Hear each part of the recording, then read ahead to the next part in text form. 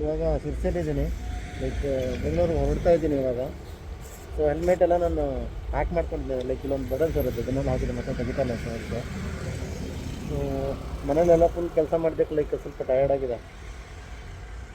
So but 450 kilometre ಓಡಿಸ್ಬೇಕು, confidence ಇದೆ ಓಡಿಸ್ತೀನಿ ಅಂತ ಹೇಳ್ಬಿಟ್ಟು.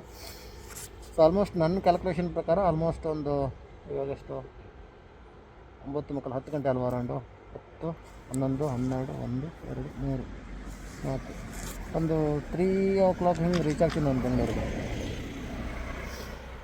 ಸಿಗೋಣ ಬೆಂಗಳೂರಲ್ಲಿ.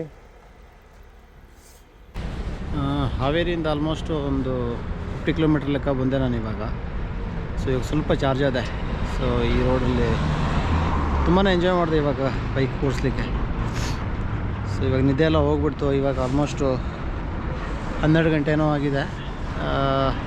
ಜಸ್ಟ್ ಒಂದು 50 ಕಿಲೋಮೀಟ್ರನ್ನು ಕವರ್ ಮಾಡಿರೋದು ನಾನು. ಇನ್ನೂ ಆಲ್ಮೋಸ್ಟು ಸುಮಾರು ಒಂದು 300 ಕಿಲೋಮೀಟ್ರ್ ಹೋಗಬೇಕು ಬೆಂಗಳೂರಿಗೆ.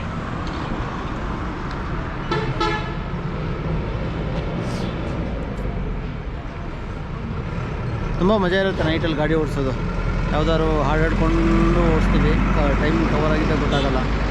ಆಮೇಲೆ ಡೇ ಟೈಮಲ್ಲಿ ಓಡಿದರೆ ಇವಾಗ ಬಿಸಿಲಿರೋದಕ್ಕೆ ತುಂಬ ಸುಸ್ತಾಗಿಬಿಡುತ್ತೆ. ಸೊ ಅದಕ್ಕೆ ನೈಟಲ್ಲೇ ಓಡ್ತಾ ಇರೋದು. ಬಟ್ ನೈಟ್ ಶಿಫ್ಟಲ್ಲಿ ಕೆಲಸ ಮಾಡೋದಕ್ಕೆ ನನಗೆ ನಿದ್ದೆಗೇನೋ ಪ್ರಾಬ್ಲಮ್ ಇಲ್ಲ. ಇನ್ನೊಂದು ಬ್ರೇಕಿಗೆ ನೋಡೋಣ ಯಾವುದಂತ ಹೇಳ್ಬಿಟ್ಟು. ಸೆಕೆಂಡ್ ಬ್ರೇಕ್ ತಗೋತಾ ಇದ್ದೀನಿ ಇವಾಗ. ಇನ್ನೂ ಬೆಂಗಳೂರಿಗೆ 175 ಕಿಲೋಮೀಟ್ರ್ ಇರೋದು. ಸೊ ಇನ್ನೇನು ಅಷ್ಟೊಂದೇನು ಟಯರ್ಡ್ ಆಗಲಿಲ್ಲ ನನಗೆ ಇವಾಗ, ಎಲ್ಲ ನಾರ್ಮಲಾಗಿದ್ದೇನೆ. ಇನ್ನು ಆಲ್ಮೋಸ್ಟು ಇನ್ನು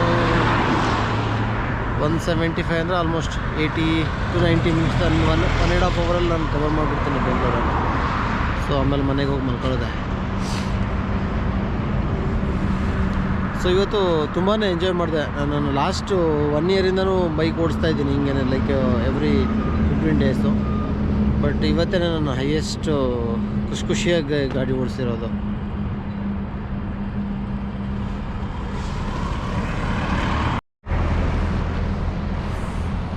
ಮೈಂಡಲ್ಲಿ ಓಡ್ತಾ ಇರುತ್ತೆ ಏನೇನು ಮಾಡ್ಬೋದು ಒಂದು ಟ್ರಿಪ್ ಬಗ್ಗೆ.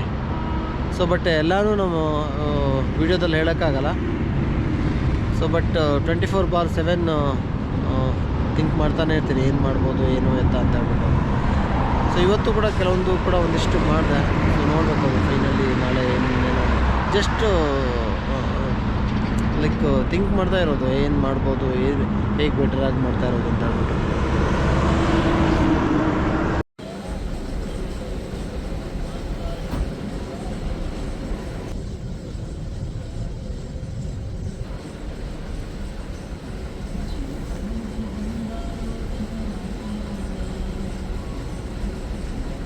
ನನ್ನ ಕ್ಯಾಲ್ಕುಲೇಷನ್ ಪ್ರಕಾರ ನಾನು ಆಲ್ಮೋಸ್ಟು 3 o'clock ರೀಚ್ ಆಗಬೇಕಾಗಿತ್ತು.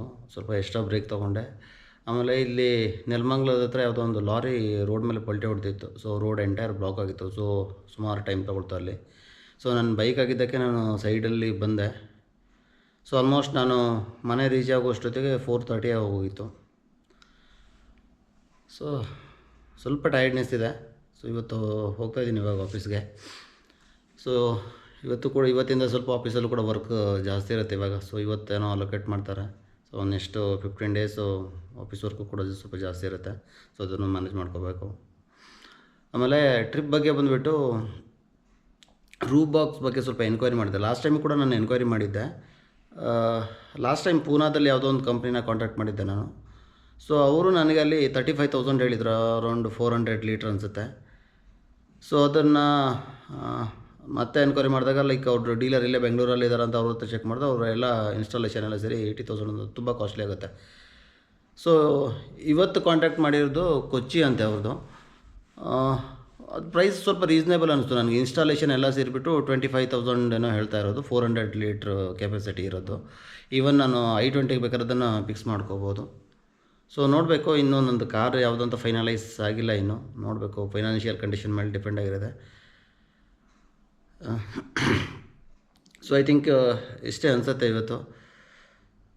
ಸಿಗೋಣ ನಾಳೆ. ಬಾಯ್ ಬಾಯ್.